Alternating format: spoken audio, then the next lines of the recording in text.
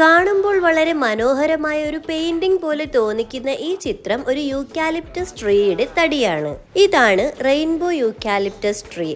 ഇത് വളരെ മനോഹരമാണ് കാണാനായിട്ട്. അപൂർവങ്ങളിൽ അപൂർവമായ ഒരു ട്രീ കൂടിയാണിത്.